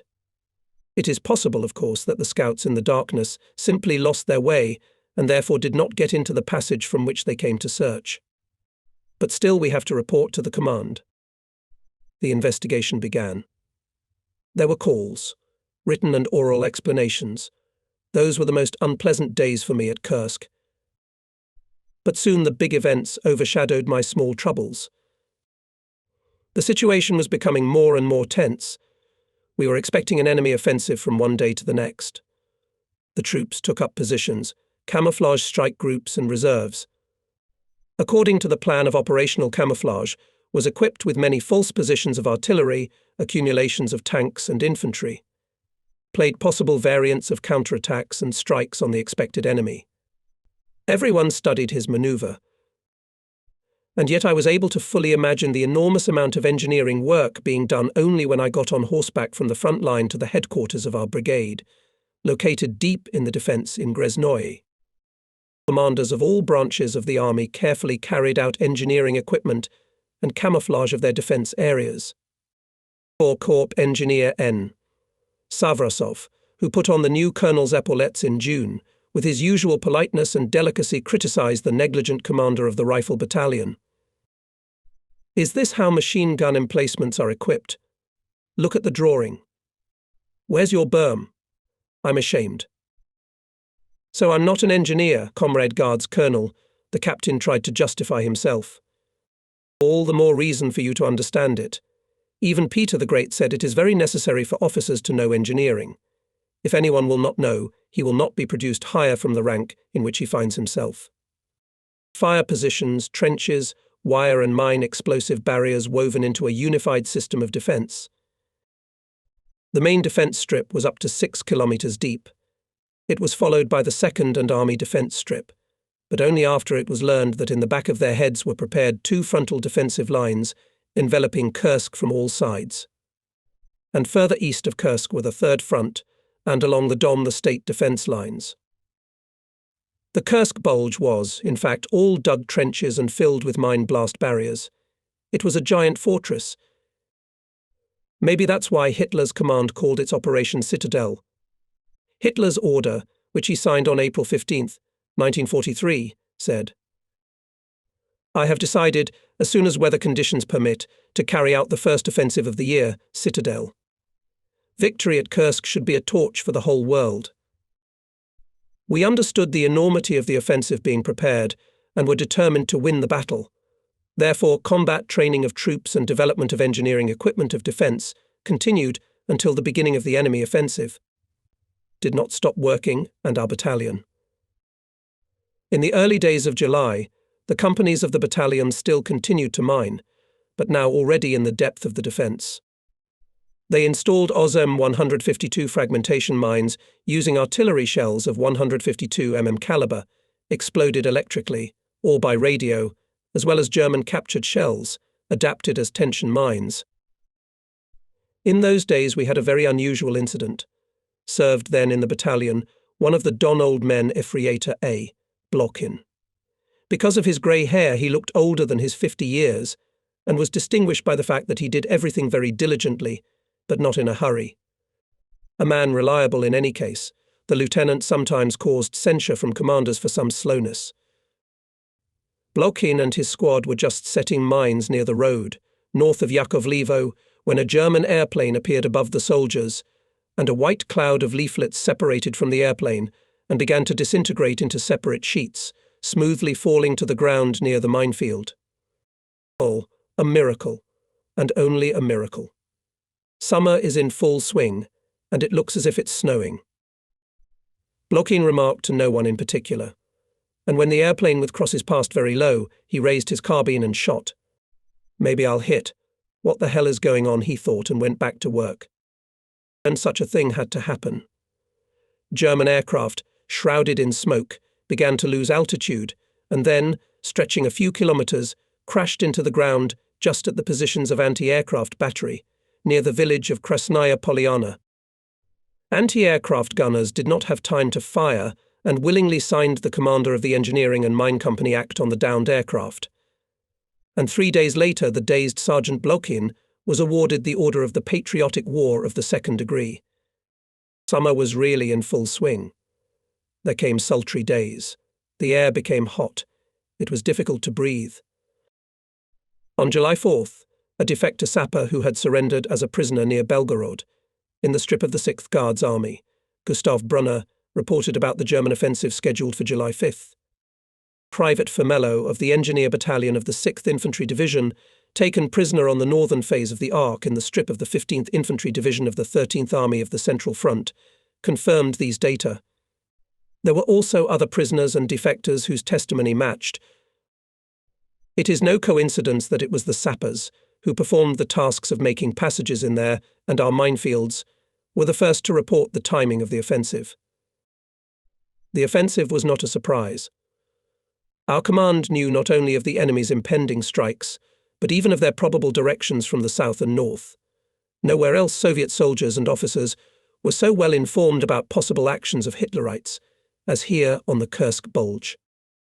I remember, in the headquarters of the battalion, which just before the beginning of the enemy offensive was pulled away from the front line and was located in the small village of Krasnaya Polyana, a dispute broke out. Some thought that the Nazis were deliberately engaged in disinformation to mislead us. Others said that perhaps the Germans did not know that the plan for their operation had already been revealed. Still others argued that the German command is not accustomed to change their plans, as well as the daily regime of artillery raids on our troops. The enemy is not stupider than we are. Heatedly Mysyakov, who had recently become a captain. Combat, back on the Don, considered a braggart commander and proudly repeated we fight as well as others, without any strategy began to change noticeably. He less and less often issued orders without consulting his subordinates and less persistent, defending their not always logical decisions. Now Mysyakov even took an interest in strategy. "What do you think, Chief of Staff?" asked Mysyakov, without the slightest irony about my academic baggage. At that time I also did not believe that the German fascist command would still carry out its own, already pre-disclosed plan of operation. But that was exactly what it was. In the afternoon of July 4th, when I was in the company, building up a mine strip south of Jakowiwo, I heard a rumble stronger than usual. At first we did not pay much attention. We thought it was just another artillery duel on the front line, which was 6 to 8 kilometers ahead of us. It seemed to have begun, somewhere between Bitovo and Dragunsky. An artillery officer told me excitedly, "And there your brother has put such potatoes there, God willing." Familiar places. Together with the company I crawled there on my belly. But has it really begun? A few hours later, the wounded evacuated from the front line said that the enemy's advanced detachments managed to dislodge the 6th Guards Army units. By the evening of the same day, the enemy had pushed back the combat guard along the entire front west of the village of Draganskoy. At dawn on July 5th, a powerful artillery counterwork conducted by the 6th and 7th Guards armies rang out, and at 6 a.m. the battle for the main defence strip of our Voronezh front unfolded. It rumbled all round. The terrible rumble echoed even in the headphones of the radio. The weed-covered ground was ploughed over by shells. The bright blue sky was covered with the smoke of the explosions and the dust that rose from the disturbed earth. And overhead the rumble of aircraft engines was heard continuously. It was bombers of our 15th Air Army were coming to meet the planes of the 4th Hitlerite Air Fleet. From the hills near Jakowiwo, where deep minefields were set up, we could clearly see not only air duels, but also continuous counterattacks of tanks and rifle units from detached positions and lines. The rumble of battle did not subside even at night. On July 6th, tanks of the SS divisions Adolf Hitler, Reich and Deadhead moved from the area of Bykovka to us on Jakowiwo. Their rumbling was increasing with every minute. We were nervous while waiting for the order to put on alert the installed time mines northwest of Jakowiwo on the highway Belgorod-Oboyan-Kursk. German tanks could approach in the next half an hour. Communication with the battalion was broken. We sent a third contact, but the commander did not appear. The artillery increased. Miners took cover in the ditch. Finally arrived Deputy Battalion Commander Senior Lieutenant D.S. Shigalov. Was the combat? Where is he? We ourselves are waiting. If they do not bring the order, I will act according to the situation. I'll go to the regiment's CP. I'll clarify, said Zigalov, and, dashingly jumping on the horse, drove it along the ravine, not paying attention to the bursting shells. In the narrow places of the highway, where it is difficult to bypass, we prepared in advance dead-end tunnels, and in them laid explosives. In places of possible detours, we equipped groups of anti-tank mines with fuses. In total, the battalion installed on the highway 37 time mines. As closures were used, then electrochemical and our 16-day mine fuses. 16 MZDs were laid by our second company. For each such mine was an average of 5 charges, that is 25 kilograms of explosives. The total weight of trinitrotoluene of each group of mines was 100 to 125 kilograms. The explosive force of such a charge is very significant. The most difficult and responsible task was to set the time of deceleration of the explosion. After all, if the combat situation changes and our troops will be on the highway during the expiration of the fuse, they will suffer losses from their own mines. Finally, we received an order defining the terms of deceleration in 6 to 8 days. We immediately inserted resistors into the electrochemical closers and set the alarm clocks to the appropriate divisions. We started the clock. The chemical reaction began. Time mines were put on alert. Not far from Jakowiwo, there was an observation post of a company of the 211th Battalion of Special Mines, which was part of our brigade. The battalion was commanded by Captain Nikolai Komenko. From here, a wide field overgrown with weeds was perfectly visible. This field was a minefield. And here stood not ordinary mines, which our battalion mined, but special ones, controlled at a distance by radio. Under a thick layer of earth were laid 30 to 50 kilograms of explosives. Devices camouflaged near the mines received only one encrypted radio signal, which served as a command to trigger electric detonators and detonate a group of mines. While Jigalov and I were gathering our men from the MZD facilities, large tanks were already crawling out of the ravines onto this peaceful-looking field. These were 60-ton Tigers with heavy puffers on the long barrels of 88mm guns.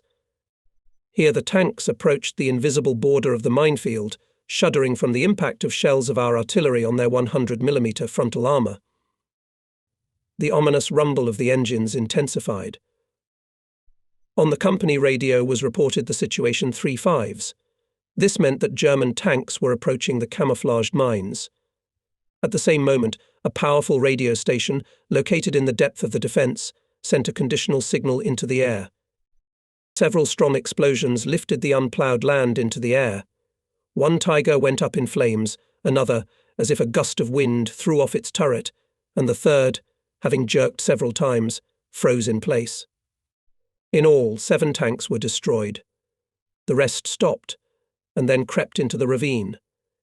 Tanks with white crosses were also visible to the left. Into the rumble of battle came the sound of dogs barking furiously. Yes, dogs. They were rushing towards the tanks, as if competing in speed with armor-piercing shells flying over their heads. These were 4-legged helpers of miners of the 27th Battalion, commanded by Captain Shishov. Specially trained dogs with explosive bundles attached to their backs rushed under the bottom of tanks. The pins attached to the charge were bent, and the fuse, freed from the safety pin, was detonated. The charge of trinitrotoluene penetrated the bottom, which had the thinnest armor. The crew of the enemy tank was killed together with the dog that had blown it up. The effect of using specially trained dogs exceeded all expectations. The 27th Battalion released 17 trained dogs. 2 were killed on the way, and 15 reached the target. 11 enemy tanks were blown up by 4-legged friends of miners.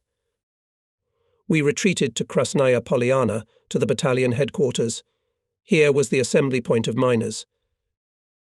By night came bloody and tired battalion's Partorg Lieutenant Emin Isharov. 5 miners arrived with him. Well, Mikhail Nikitich, revived Mysyakov. Who else was left? I left with the last of them. The passages were closed. It scratched a little. Where's Sergeyev? We haven't seen him. The Germans have been there for hours. God knows what happened to ours, but what Komenko's mines have done.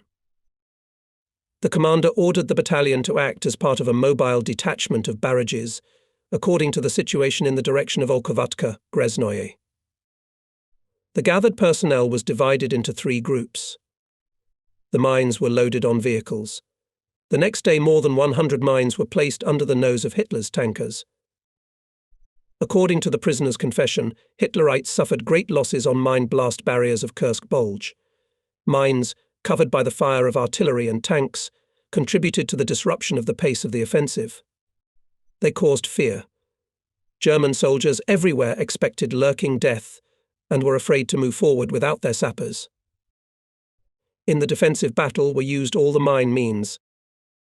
At the small station Prokhorovka tank corps of the SS tried to bypass Aboyan to Kursk, but on July 12th, as a result of a parrying blow of the 5th Guards tank army, was defeated. The armoured fascist sword, mangled and scarred by the fire of Soviet aviation, artillery and explosions of engineering mines, bent by counterattacks of infantry and tanks, was finally broken. And although Hitlerites, having penetrated from the south to about 35 kilometres, formed a bleeding wound in our defence, they could not connect with their Oral group, which managed to go deep into the location of our troops only by 10 to 12 kilometres. The fascists could not cut off the Kursk Bulge. Exsanguinated, they were forced to hastily move to the defence. But not only the enemy was exsanguinated. The 6th Guards and other Soviet armies also suffered serious losses. Our 210th Battalion, having withdrawn to the area south of Aboyan, carried out the order to disband. The personnel was transferred to complete the engineering units of rifle units and formations. We sadly said goodbye to Andrei Markovich Shedabak, Avram Sergeyevich Rublenko, Peter Kornievich Kamara. They left, and their further fate remained unknown to me. Having received the rank of senior lieutenant and appointment to the post of Assistant Chief of Intelligence, I was already a few days in the brigade headquarters, when one sunny morning I was sought out by Mysyakov. He arrived in the Aboyan area to report to Colonel Krasnov on assuming command of the 207th Separate Battalion of Engineer Barriers. "So you're coming to me?" asked the commander, looking point blank. "Or would you rather chill in the brigade?" He groped me for a long time with a prickly look, and then summarized, "However, your refusal I also understand. Working with Combreg Vitaly Petrovich is very interesting. Not ahead the general staff. He will predict the situation as if he was brought maps from Hitler's headquarters and Stalin himself called. Was it for nothing that Colonel Krasnov was the head of the army's engineering forces?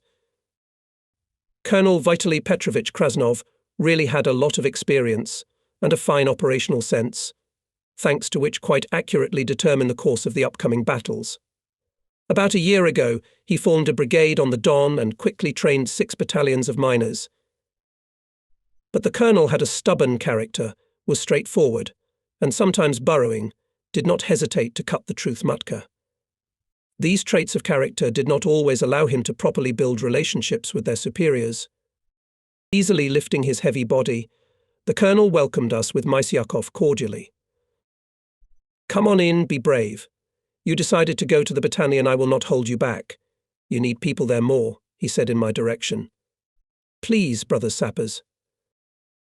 Krasnov offered us to sit down and after a pause said to Mysyakov, "Well, combat what you asked gave. Mines will be delivered.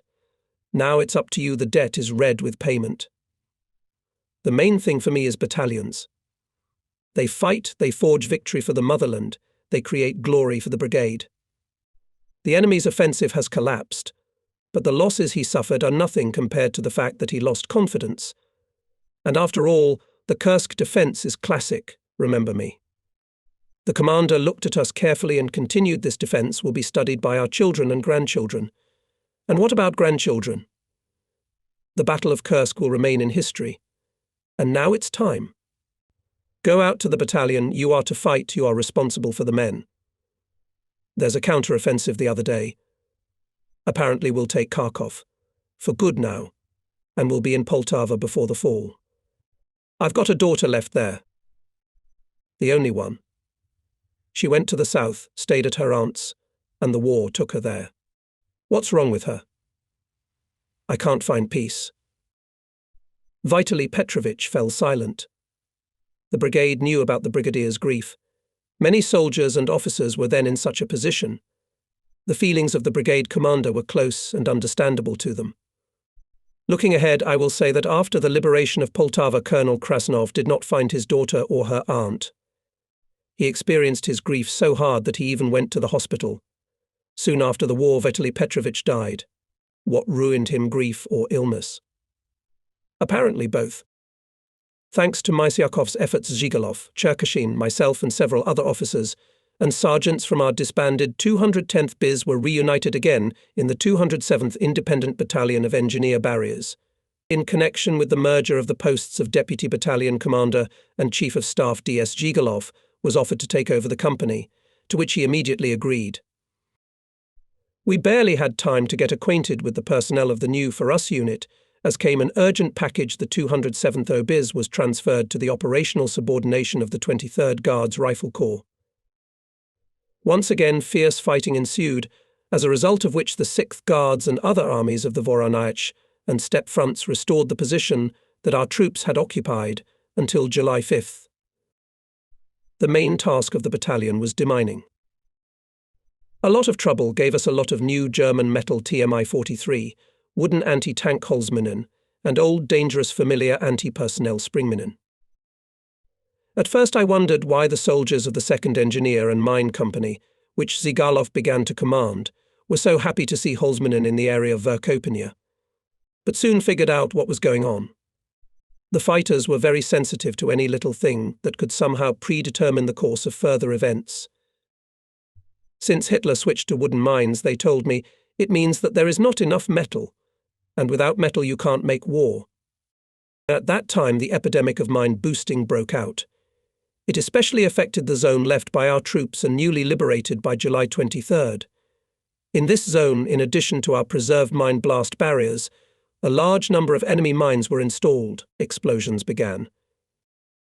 Especially morally overwhelmed the troops' surprise mines, which we found in almost every liberated village.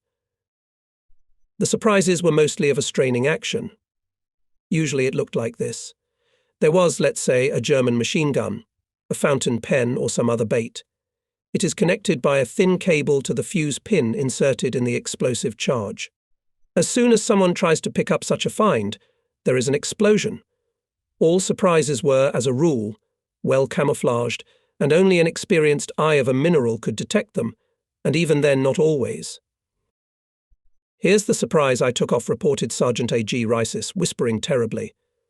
An old accordion was booby-trapped.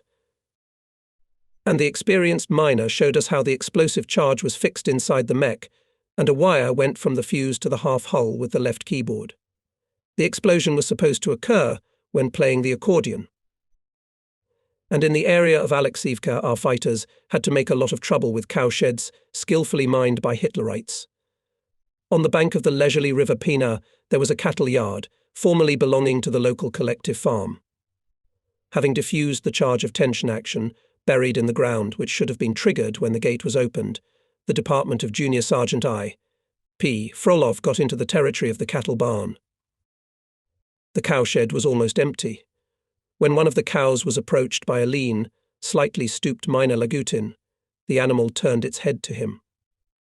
At the same moment, the miner noticed a thin cable connecting the collar to the feed trough.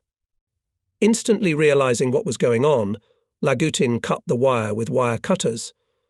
Miner was not mistaken, in the feeder was a charge of explosives. We almost went to the grave with this cow, sighed Lagutin, examining the rescued animal. "And how long will you admire your goddaughter?" Frolov asked. "It's time to pack." "I'm worried, Comrade Junior Sergeant. What if she still has explosives on her?" "You'd better look under the tail," the squad commander advised nonchalantly. We laughed heartily when we learned about the conversation between Lagutin and Frolov. But actually it was not to laugh. Insidious surprises, set by Hitler's miners, posed a great danger. Cases of detonation on surprises so aggravated mine fear that soldiers and officers preferred not to touch the most harmless objects without the help of a long rope and a hook. The minesmen were looked upon with special respect, as doctors who alone could prevent mortal danger. The command urgently issued orders forbidding to settle in populated areas and obliging to conduct a thorough check of the terrain for mines. The political organs of the front and headquarters of the engineering troops issued special leaflets explaining how to disarm surprises. Great explanatory work was carried out by the headquarters of the Chief of Engineers of the 6th Guards Army, General E.I. Kulinik, and the Chief of Staff, grey-haired Colonel Kultin, and the officers of this headquarters worked hard to issue special information sheets and instructions on the fight against mines. The personnel of the battalion was suffocating from the incessant incoming assignments. Mines had to be removed not only during the day, but also at night. The troops could not wait. About 35,000 mines and several hundred surprises removed and neutralized our battalion in that period. And wherever there were inscriptions or pointers demined, "Check no mines," the way for the troops was free. Soon it was possible to completely eliminate the dangerous epidemic of mines. After the failure of the Operation Citadel created favorable conditions for a counter-offensive and the liberation of Belgorod and Kharkov in the south and Oral in the north. The attack on Belgorod began on August 3rd unexpectedly for the enemy. The city was liberated already on August 5th, and our battalion, ensuring the advance of the fighting order of the troops of the 23rd Guards Rifle Corps west of Belgorod, made passages in the barriers, clearing the way to Tomarivka, Zolochev and Bogodukov. But the offensive in the Poltava direction was stopped by blows of SS divisions Great Germany, Deadhead, Viking and Reich.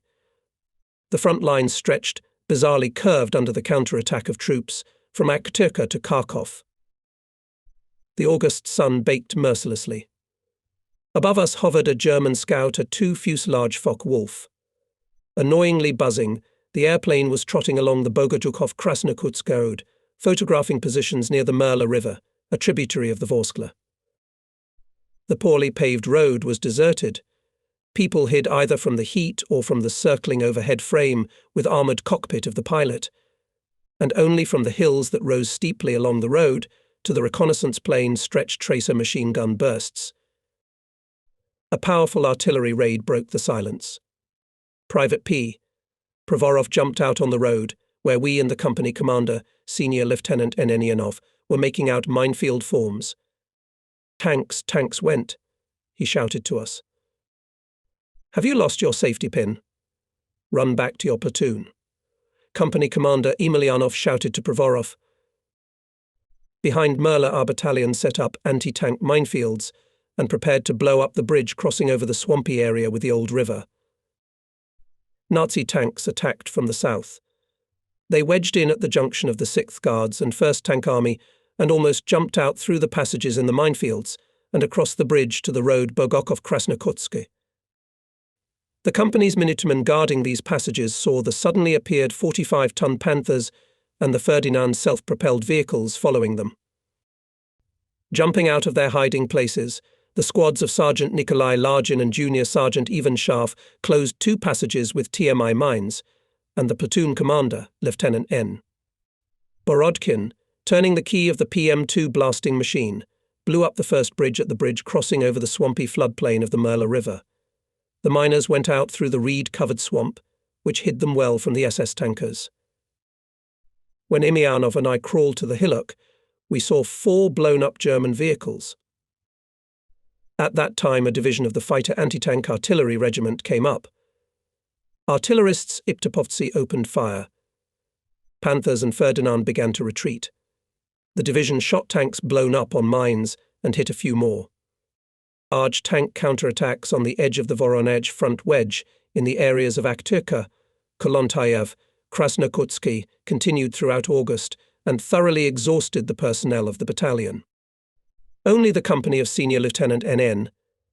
Emelianov 3 times built and 3 times blew up in front of enemy tanks several bridges across the Merla River south of Krasnokutsk, and some units had to even steeper.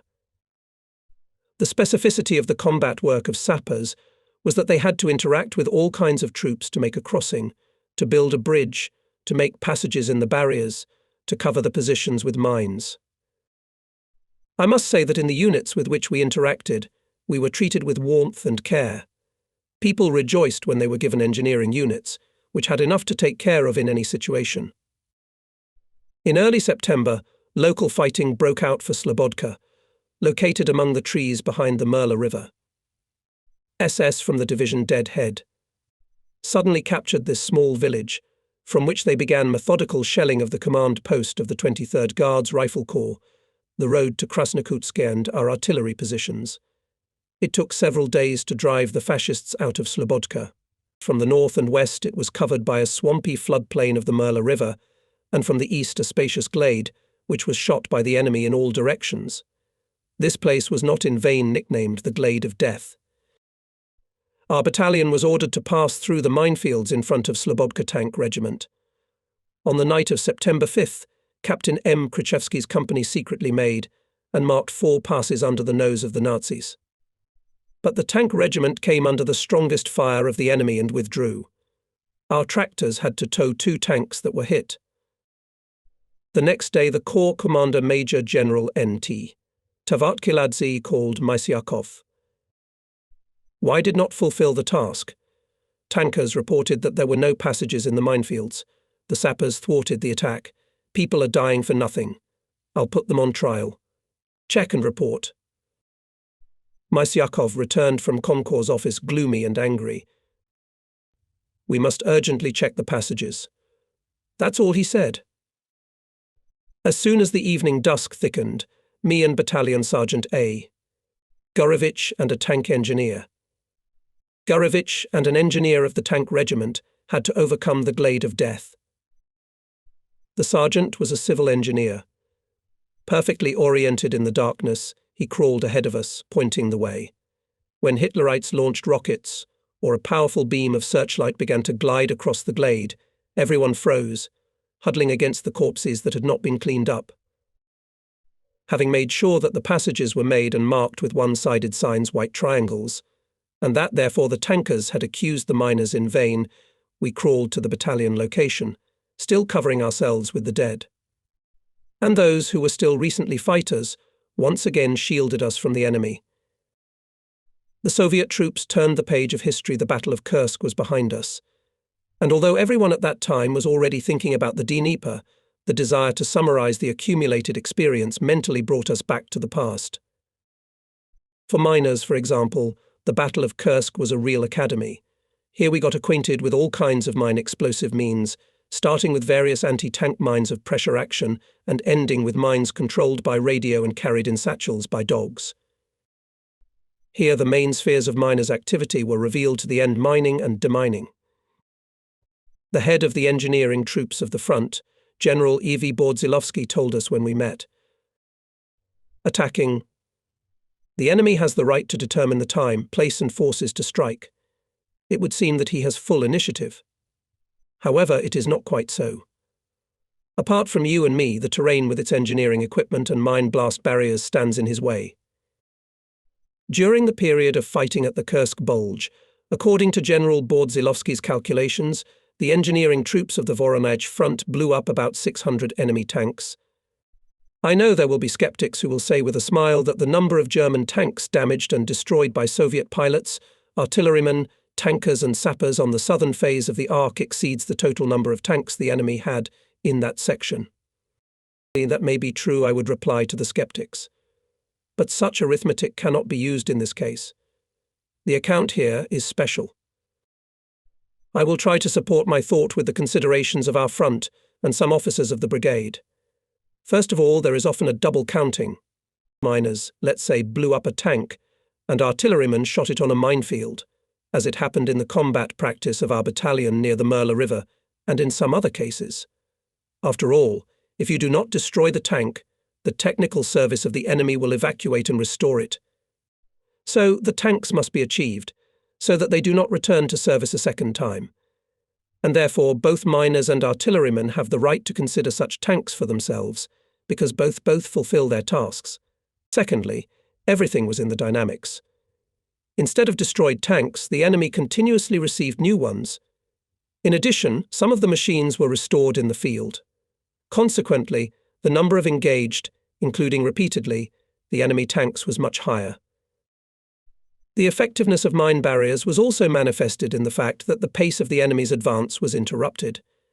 And this was of paramount importance in the war.